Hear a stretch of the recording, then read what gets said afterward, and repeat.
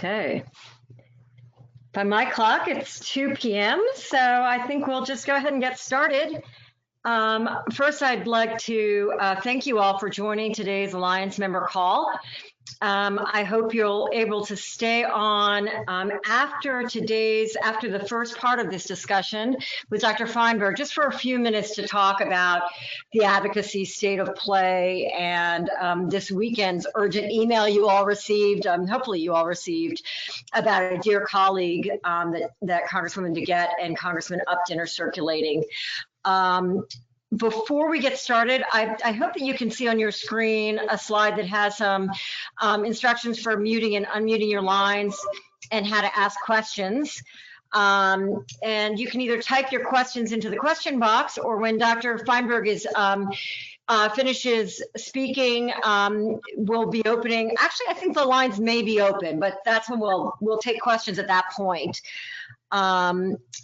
We are absolutely thrilled today to have Dr. Harvey Fineberg, who is the president of the Gordon and Betty Moore Foundation. He's also the chair of the National Academies Standing Committee on Emerging Infectious Diseases.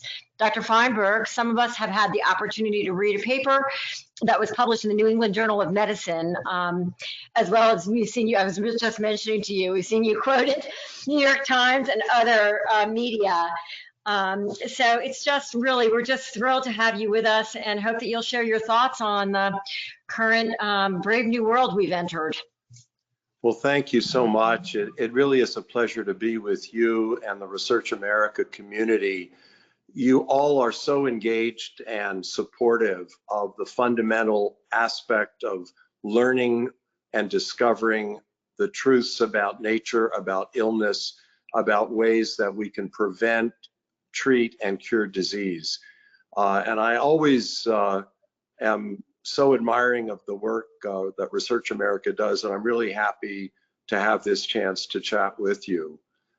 When I think about the COVID-19 crisis, it really has four dimensions that are all important, really four crises. First, there is a health crisis, a public health crisis, a burden of illness, a degree of suffering, of death, of disabling of our lives and our well-being in numbers and in reach that is really a very, very serious current health problem for the US and for many, many other countries around the globe. Secondly, it is a medical care crisis. It's a crisis in the ability to respond, to care for patients, to put in place the necessary conditions for safe care for our healthcare workers, everyone involved in patient care and the patient care environment. It's a crisis of facilities, of resources, ventilators, personal protective equipment, even masks. So that dimension is a real wake-up call for us about preparedness, scalability, ability to respond to such a pandemic emergency. Third, it's an economic crisis. It is an incredible setback to the economy, the numbers of jobless in the millions, loss of income, food insecurity, rising levels of poverty that will undoubtedly fall in the wake of this outbreak. So the economic threat to the nation, to the world's economy, is a third dimension of this crisis. And finally, it's a social crisis because of the forced distancing, because of the stress, because of our inability to carry out and function as we would in daily life. For those who were already at a margin or impaired from an emotional, psychological point of view, this is an unwelcome additional stress. For all of us, it is a matter of adaptation and strain. And looking ahead, the COVID-19 experience is going to leave us with a way of interacting and living that is never really likely to be exactly what it was in the past, in the same way that travel has never been quite the same since 9/11. Many of the things we do in work, in recreation, in entertainment, are likely to be somewhat modified for some period of time. We're in the midst of a pandemic that is at once stunning, a setback, and at the same time, one of a long train of similar episodes of emerging infection. The HIV pandemic decades ago was a zoonotic condition, a transfer from one species, the primate in that case, to humans. But we've had recurrent episodes of zoonotic emergent infection in the time since.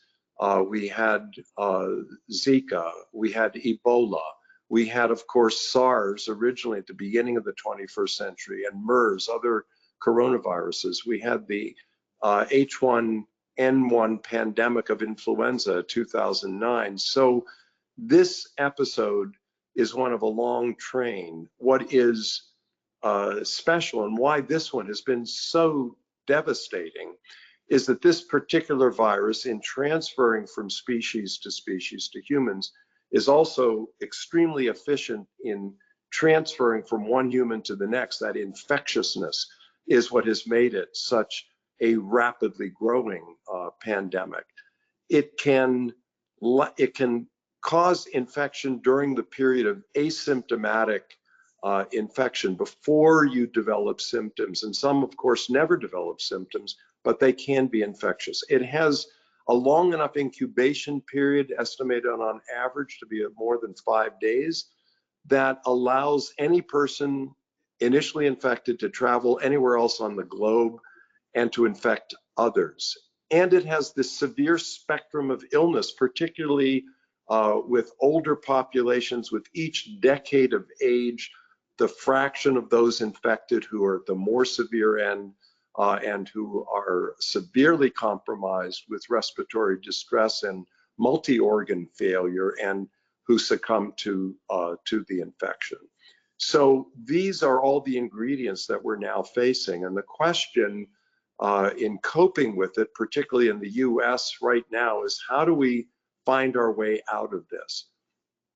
I think there are really 5 conditions that we need to have in place to work our way through this. Number 1 is that we do have to have the adequate number and types of tests that will tell us who is infected rapidly, who will identify those who may have antibody and be protected, and that will give us the ability to have community-based surveillance to detect any initial escalation.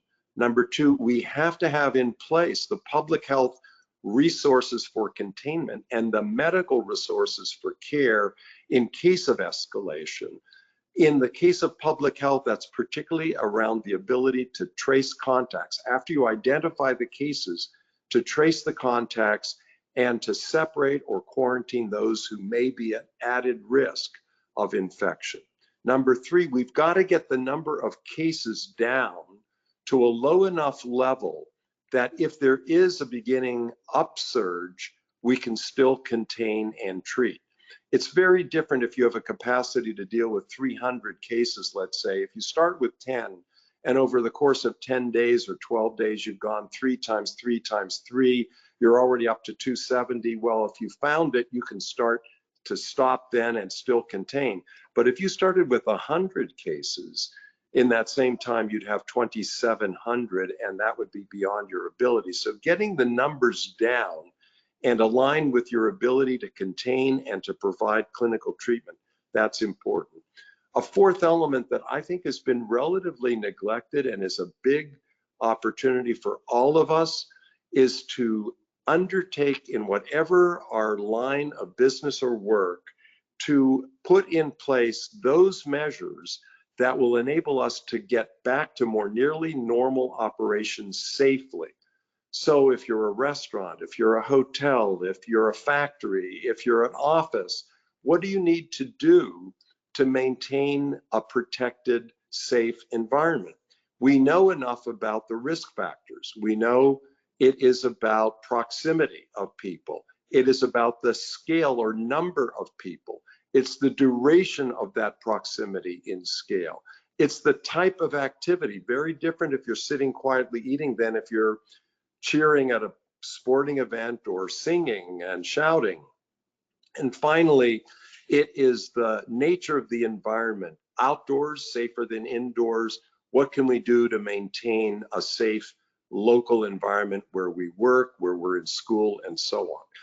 If we do those four things and finally make smart choices of sequential reopening, and in this respect, the CDC program adopted by the federal government for phased reopening makes a lot of sense. It won't be the same in all parts of the country. It's not like there's a switch you flip and all parts go back to phase 1 or 2 or 3, because the epidemic is expressed very differently at different stages in different parts of the country.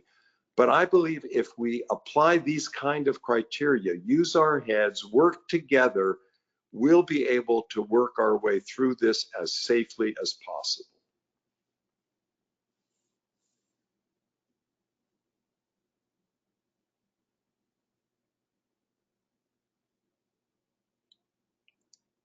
I'm so sorry. It took me a minute to unmute. Thank you so much, Dr. Fineberg. That was terrific. And I'm going to ask a question before we open the lines.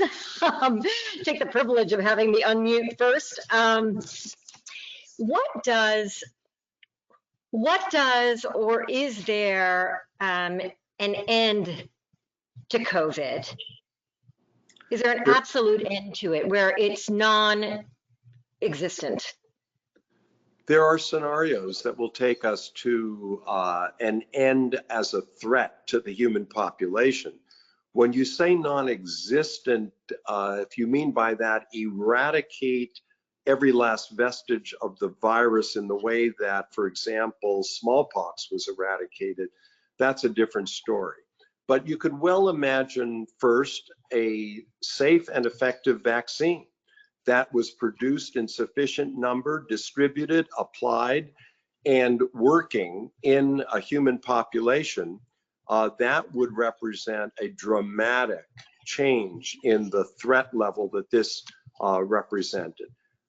Clear understanding of treatment, breakthroughs especially for those who are most at risk of severe disease. That would be another dramatic game changer. And by the way, on both of these fronts that we're describing, research is fundamental toward reaching those long-term changes.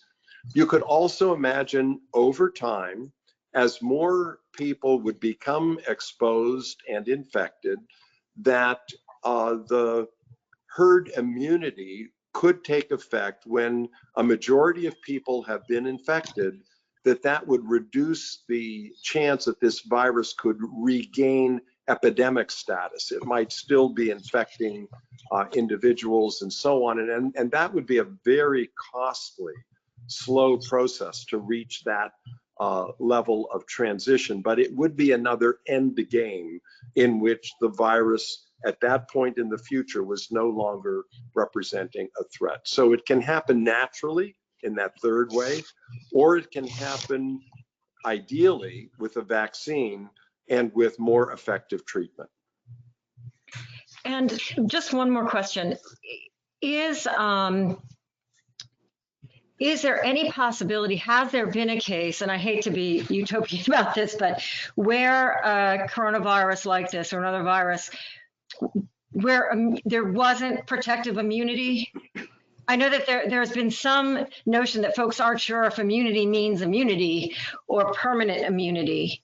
And yeah, could you clarify that? Yes, the question is, if you've been infected, does that mean you are protected from a repeat infection? Yes. And if so, for how long? And these are questions right now that there are not absolute answers. Most informed experts who have opined on this, using experience from SARS and MERS, the other two coronaviruses that have emerged in recent decades. Expect that there will be some degree of immunity and it will last for some months. But whether you would have more permanent immunity or lifelong immunity is much less certain. And that, of course, also has implications for the design and success of a vaccine, since a vaccine also naturally depends on our ability to create neutralizing antibodies. That is the ability to subdue an infection if it again invades our bodies. So that set of questions is critical. There's some basis for belief and expectation, but every virus is different, and the answer for this particular virus is not yet well established. Thanks so much. Terry, let me turn it over to you for questions that have come in. Sure thing. And as just a reminder to our listeners, there is if you're on listening on a computer, there is a questions box that you can hit the drop-down menu and type your questions into the box. Here's a question. Can you say more about how we can effectively get to what you mentioned as condition number 1, adequate number and types of testing? So far, that seems to have eluded us in the United States to this point. It's a very important question. First, there are two basic types of tests. The first is the test that detects the virus directly. This is the PCR test that looks at the viral RNA fragments. And those tests are improving in the sense that there are some approaches now which can produce results more rapidly and even perhaps be available as a point of care or even home-based use. How many weeks or months before those quality of tests and capacities will be available is not certain, but there's a lot of active development going on in that direction.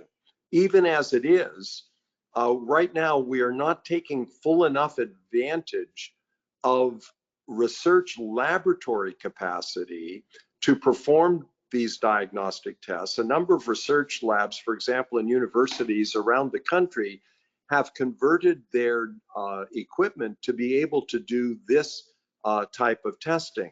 But there are a number of limitations at this moment in time, ranging from the mundane, like the swabs. How do you get the swabs that are appropriate? And that there's some new effort to produce those domestically. The supplier in Italy literally supplied the world with these swabs, and there aren't enough of them. The reagents, which are needed to be produced. But then the other problem that has arisen is that hospital standard operating procedures of where they are accustomed to sending tests to the approved labs, the clinical labs, how they interface with the electronic patient record in order to get the care patients need, and billing systems of the hospitals, administrative structures. These have all been limiters in being able to take full advantage of the technically available capacity through research labs.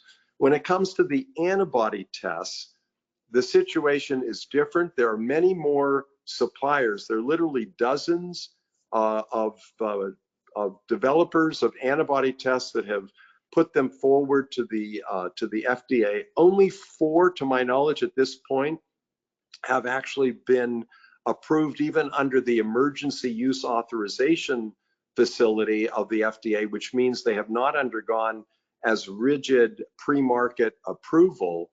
And so the problem with the antibody tests will be validation of their performance, especially as different tests may be applied in different populations, and you'd like to know that those were in fact comparable in performance. So this is going to be another big challenge with antibody tests. You may have heard of the recent experience in the United Kingdom where they literally recalled millions of these tests because they discovered that the antibody reaction to the coronavirus of the SARS-CoV-2 that we're interested in now cross-reacted with the antigens derived from the common cold coronaviruses, which virtually all of us have.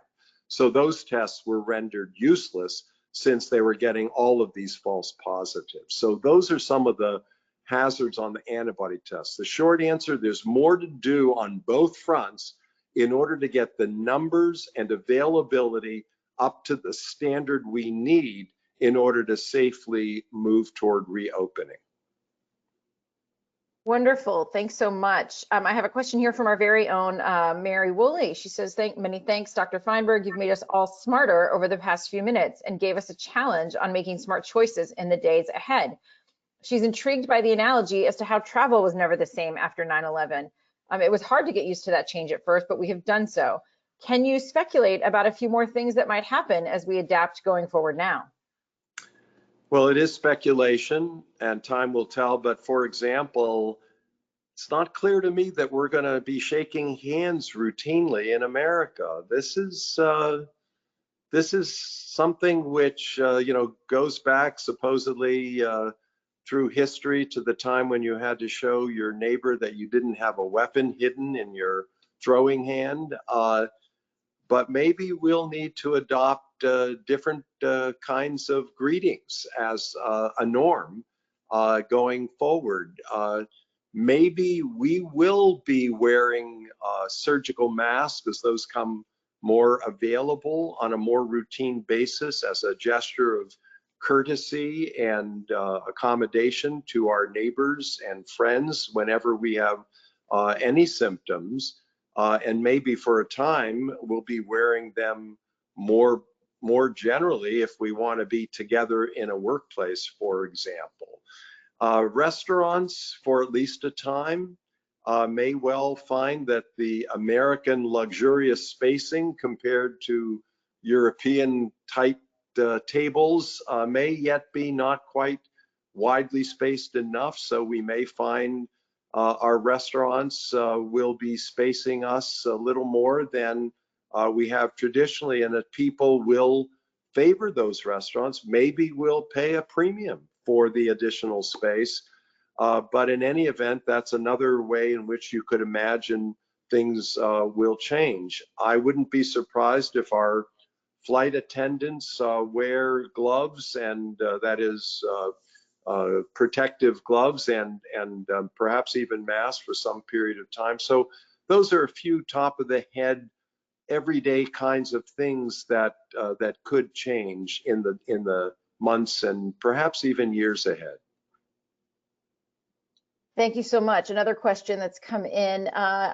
You are the chair of the board for the Science Philanthropy Alliance. Can you give us some examples of what philanthropic foundations and individual philanthropists have been doing to stand down the pandemic? And a secondary question, can you talk more about what the Moore Foundation is doing? Yes, thank you. The Science Philanthropy Alliance is made up of philanthropies, for the most part, who support basic science. But COVID-19 has led to a rethinking on the part of many foundations about their ways in which their programs can interface and support work in the face of the COVID-19 pandemic. Some foundations are working on the social crisis that I mentioned. They are extending the work that they have done and are doing in terms of food security, housing, poverty alleviation, and making a special effort around those issues with COVID. A number of foundations have joined together to work on the scientific and development problems around the diagnostics, the therapeutics, and the vaccines. I needn't remind this audience of the pioneering and critical work of the Gates Foundation in the US, the Wellcome Trust in the United Kingdom, these behemoths who are capable to actually make a substantial difference in the fundamental research needs. And they have stepped forward in very dramatic and aggressive ways. Schmidt Futures, which is based here in California, I think is a wonderful example of leadership in which they have dedicated additional resources specifically to the COVID response, and they're working on a whole array of projects with others on areas ranging from the diagnostics to the use of social media as adjunct tools to help in everything from contact tracing to personal health care and other ways of improving the public health response. So we're seeing in philanthropy, I think, a real stepping forward across this spectrum. And the Moore Foundation specifically is involved in partnership with a number of our sister foundations around an array of these scientific issues. For us, secondly, our particular interest in diagnostic excellence has opened a window of a special focus on improving the diagnostics in the case of COVID. We also have a program that's specific to our community, our Bay Area program, which is our, if you will, social support program. And the team at the foundation doing that has repositioned it to focus this year on COVID-19.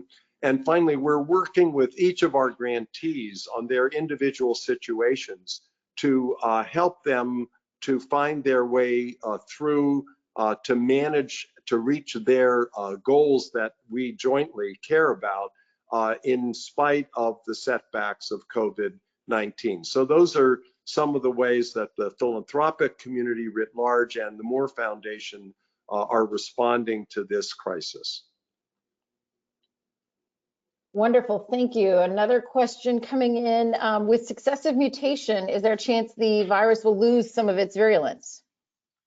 This was a speculation that was advanced early, actually, by individuals who reflected that the force of evolution will naturally lead to a kind of accommodation where the virus will do better by not killing off so many people and therefore naturally tend toward becoming a milder form. Unfortunately, while that is true for some microbes and viruses over time, and it might have validity, including, you could argue, a development of some selectivity for resistance on the part of the affected species, namely humans, over some long period of time, like millennia, it's not something that you could either count on ever or that would help us in a near term. Just reflect for a moment on the smallpox virus I mentioned before, or HIV. Smallpox was eradicated, but it didn't become less virulent over millennia. HIV we contained, and it's now, thank goodness, a manageable chronic condition, but that's not because the virus evolved, it's because we developed effective treatment. So I think the likelihood that control will require a vaccine or more effective treatment or both is a much better bet than just counting on some possible mutation over time that weakens the virus. Thank you so much. Ellie, we have just a few minutes left. Do you want to check for, do you want some more questions, or? Should we check with the phones, open the phones and see if there are any questions? Sure, so as a reminder, anyone who is listening via phone only, you can hit *6 to unmute yourself and ask a question. So it's Gil Oman. Harvey, thank you so much for doing this session and for all else you're doing in this important time. I think it's great to have a lot of optimism about the potential testing and potential vaccines, but that's, as you said, more than till June 6th or so. What I'm worried about is that the discussion about diagnostic testing and the potential use of contact tracing has no practical program development in this country. Is that your view also? The contact tracing is a really interesting challenge, Gil. And let me just say to thank you for the input and guidance that you've offered on so many fronts here and on many other points as well. But on your question, Gil, you know, I think what we have to do is learn and adapt quickly. The groups that have the best experience with contact tracing actually are the STD, sexually transmitted disease, public health leaders at the Centers for Disease Control and Prevention and in our state health departments. And I think we need to adapt those methods and apply them, as well as learning from the other countries, as you've sort of intimated, who have had success with this.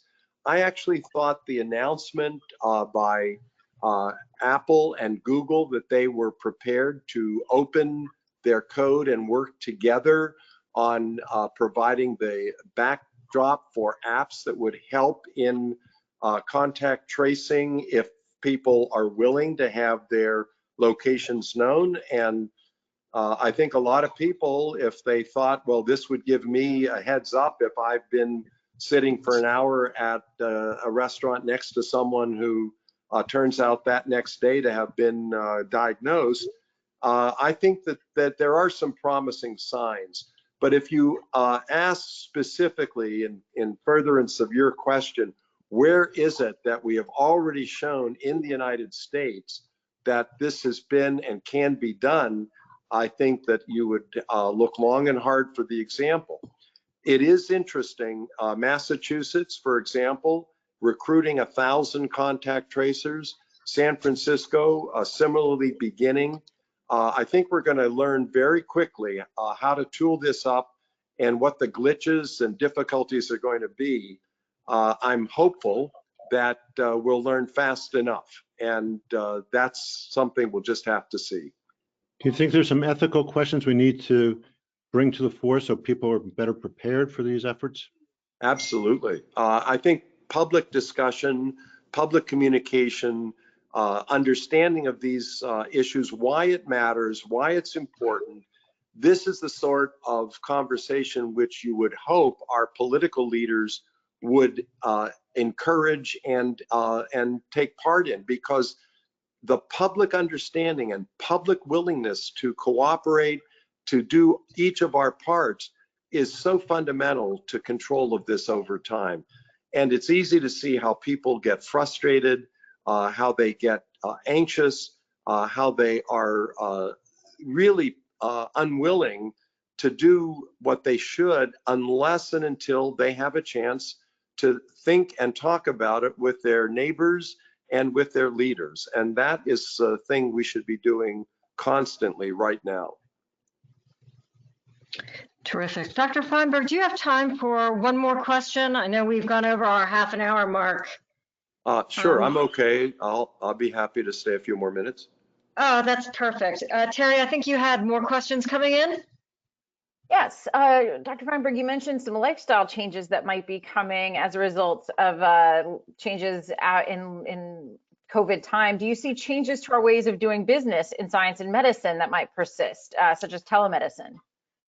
Telemedicine, this is a really great time for telemedicine to show its stuff and to become more nearly normalized. It is really impressive what can be done already, and I think that is a very interesting, important observation. I think all of us are going to be rethinking really how often and regularly do we need to meet in person as this experience is taking hold, and we're finding that we are now forced to do so much apart. I think the same is going to apply to the practice of clinical medicine. Great, and let's see, just one more here. How do we greatly increase our ability to test, both with the diagnostics and the antibodies? You touched on this a little bit, but where is the biggest logjam? I don't think there's a single logjam.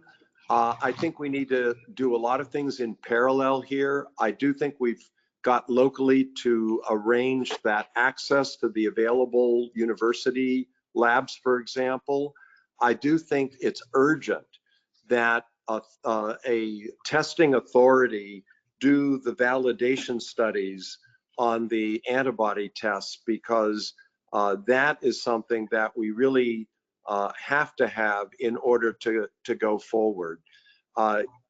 We could use more clarity from our federal leadership about exactly where the numbers of tests are being done today and where they can be and why and by whom.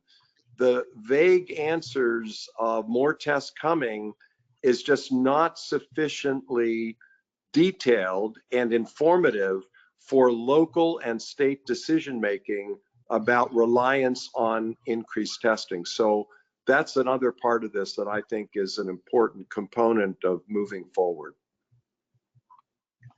May I ask a question? Sure, absolutely. Oh, thank you. And thank you very much for doing this. You mentioned various funding sources. I'm actually working with a small company that has a molecule not yet in market that may be useful in cytokine storm, but have not yet found any funding just for doing a biomarker analysis. I know a lot of the biomarkers have already been published. I've been doing my darndest to keep up with this as it all floods the literature, but not the ones that they're interested in. So do you know of a place that they ought to be applying to for funding for a biomarker study?